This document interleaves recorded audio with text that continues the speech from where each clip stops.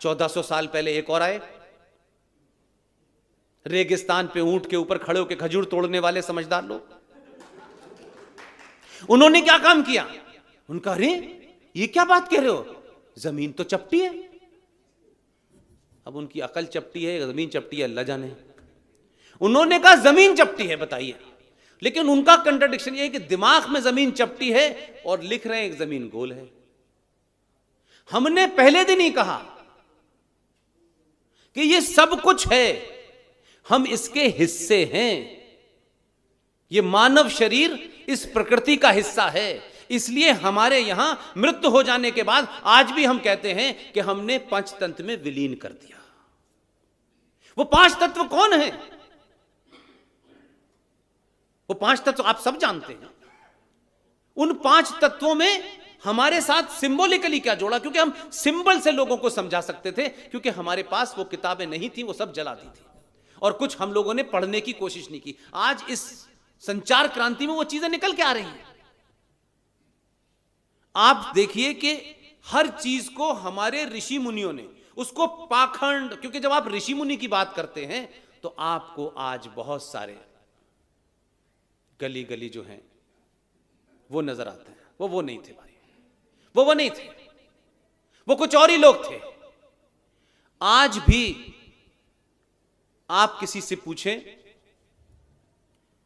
कि हमने हर चीज को कितने सिंबल के साथ रखा, ताकि अगर कोई अनपढ़ भी है, यानी अगर कोई उसने एजुकेशन नहीं भी ली है और उसको कोई आध्यात्मिक जानकारी भी नहीं है, तब भी सिंबल से जोड़ दिया।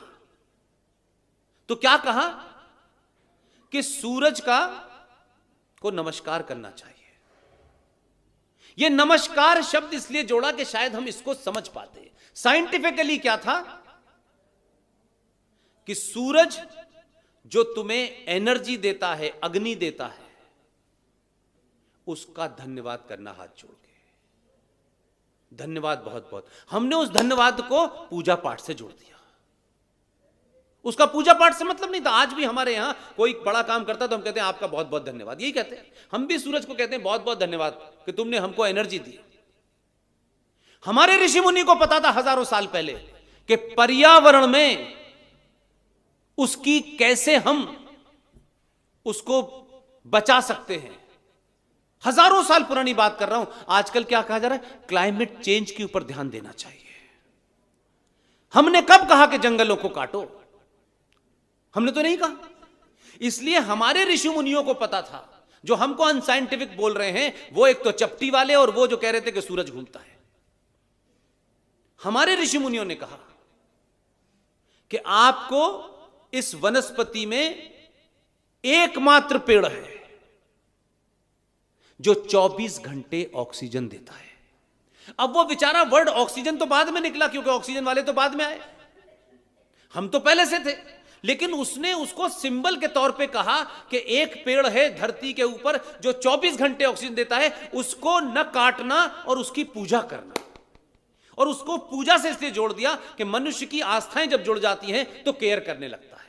जैसे आप कहीं भगवान की मूर्ति रखते हैं तो आप कोशिश करते हैं कि वो पवित्र रहे जगह, साफ रहे जगह।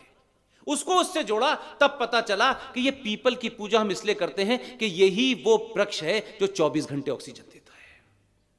तो आपसे पूजा करने का सब्जेक्ट उन्होंने जोड़ दिया। पूजा करवाना उनका अर्थ नहीं था। पूजा की तरह आपका इसके प्रति समर्पण हो, धन्यवाद हो। तो उन्होंने कहा कि इस पे एक लोटा पानी चढ़ाना। पूजा के पीछे उनकी मंशा यह थी ताकि गर्मी में, जाड़े में, बरसात में कभी ये प्यासा मरे ना। उसे पूजा से जोड़ दिया। और वो जब आए पाखंडी, उन्होंने कहा अरे बहन, बेटा नहीं हो रहा तुम्हारे, तुम पीपल के पेड़ पे 9 बार कलावा बांधना और 5 लड्डू रोज उसके पेड़ के तने में ठूस देना।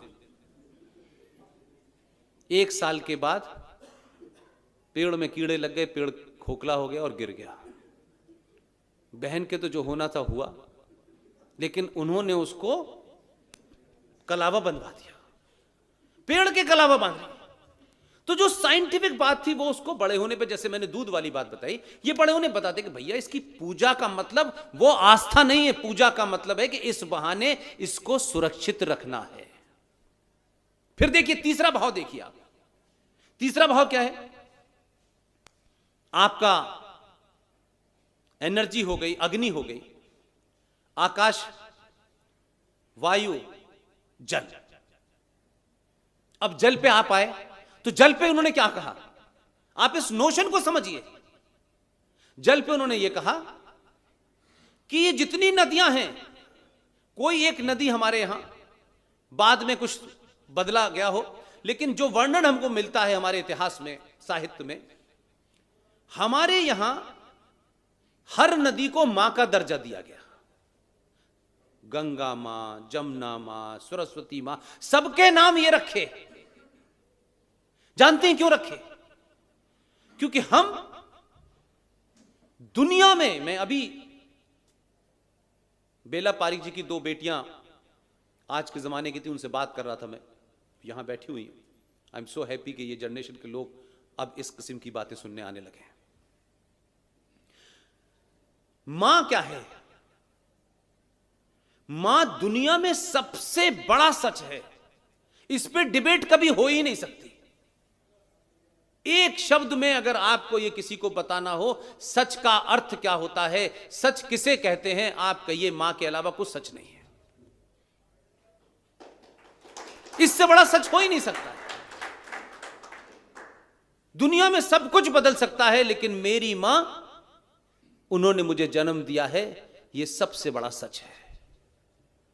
और हमारे समाज में विश्वास क्या है, यकीन क्या है, इसे भी एक शब्द में अगर आप कहेंगे, यह बात अलग है कि कुछ लोग उस पर सवाल उठा सकते हैं। अगर आपसे कहो कि अगर हम ये कहें कि विश्वास को एक शब्द में बयान करना है, उस विश्वास का मतलब और अर्थ है पिता। क्योंकि वो मां जो मुझे अपने गर्भ में 9 महीने रखती है, मुझे जन्म देती है, मेरी आंखें खुलती हैं, मैं थोड़ा समझदार होने लगता हूं, वो मां जिस पुरुष की तरफ इशारा करके कह देती है ये तेरा पिता है, जीवन भर प्रमाण नहीं मांगते। ये बात अलग है कि दिल्ली में एक मुख्यमंत्री है, वो हर चीज का प्रमाण मांगता है, वो मांग सकता है, उस पर कोई ऐतराज नहीं। हो सकता है मांगा हो उसने मां से, हमें नहीं जानता। तो हमारे यहां मां की पवित्रता, मां से ज्यादा पवित्र कोई नहीं है। इसलिए मां को जितना तुम पवित्र रखते हो, उतना ही गंगा मां को पवित्र रखना, क्योंकि ये तुम्हें जीवन देती है। उसको मां से जोड़ा, आपकी आस्थाओं से जोड़ दिया। अब हमारे यहां क्या होने लगा है कि गंगा मां से हम बहुत सारी मनोकामनाएं भी मांगते हैं, और फिर 10 किलो फूल, 5 किलो अगरबत्ती, गई ये ले, कर दिया गंदा हमने तुझे, जा। तो ये आज हम जिस तरीके से जा रहे हैं, हमको लौटना वहीं पड़ेगा। और तभी आप जब उधर लौटेंगे तो केजरीवाल नहीं पैदा होगा, चाणक्य पैदा होगा। इसलिए आपको अपने होने पे जिस दिन भी गर्व होगा, वो गर्व इस बात पे नहीं होगा कि आपका मकान कितने बीघे में है, कितना बड़ा फार्म हाउस है, कितनी कारें हैं। इस समाज की सबसे बड़ी ताकत यह है कि यह समाज ना बिरला की मूर्ति को, ना अंबानी की मूर्ति को फूल नहीं चढ़ाता। यह समाज जिसने त्याग किया होता है, उसको अपना हीरो मानता है। इसलिए ब्राह्मण, एक ब्राह्मण, ठाकुर, बनिया, वैश्य, जो वगैरह वगैरह जो आप हैं, हमारे समाज में आज भी ये भारत हमेशा से कर्म भूमि, यानी कर्म प्रधान समाज रहा है। कर्म तय करता है तुम कौन हो। इसलिए ब्राह्मण 2 थे, एक भगवान परशुराम है, वो भी ब्राह्मण है, और एक ब्राह्मण रावण भी है। लेकिन समाज रावण को, जो ब्राह्मण है, उसके कर्म के कारण उसे चौराहे पे फूंकती है और परशुराम के कर्म के कारण उसे मंदिर में पूजती है।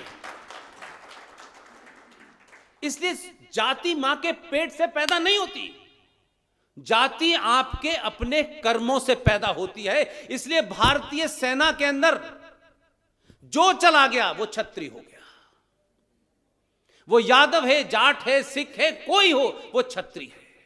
जिसने ज्ञान प्राप्त कर लिया, जिसने बुद्धि को विकास कर लिया, वो ब्राह्मण है। अब वो पटना के अंदर सबसे बड़े मंदिर का पुजारी, उसकी अगर कास्ट देखेंगे तो वो दलित है, लेकिन उसने शास्त्रों का ज्ञान प्राप्त कर लिया, वो ब्राह्मण है। इसलिए इस कर्म प्रधान भारत में जाति की गंदी कीचड़ व्यवस्था, जो कि एक समाज को चलाने के लिए की गई थी, डॉक्टर है, इंजीनियर है, एमबीए है, जज है, यह समाज को चलाने की व्यवस्था है। क्या किसी ने पूछा कि सारे जज ब्राह्मण होंगे? जिसने काला कोट पहन लिया वो सच फैसला करेगा, यह मानना है हमारा। जिसने खाकी वर्दी पहन ली वो छत्री के रूप में किसी के साथ अन्याय नहीं करेगा। लेकिन एक सामाजिक व्यवस्था को जब आप मजहबी रंग देने लगते हैं तो वो जाति में बदल जाती है। फिर जाति का गुंडा भी हमारा गुंडा हीरो होता है, क्योंकि वो तो हमारा है, इसलिए उसे नहीं मारना चाहिए। गुंडा गुंडा है, बलात्कारी बलात्कारी है, वो किसी जाति का हो। क्या ये समाज ये कहेगा कि नहीं ये बड़ी अपर कास्ट का बलात्कारी है, तो नहीं नहीं साहब, इसकी तो फूल मालाओं से, हर एक के दिल में होता है कि इसको चौराहे पे खड़े होकर गोली मार दी जाए। कहता है कि नहीं कहता है? और कौन जातियां हैं जो इस तरीके का बाहर निकल के आती हैं, कहती हैं साहब ये हमारी जाति का गुंडा, इसे क्यों मारा?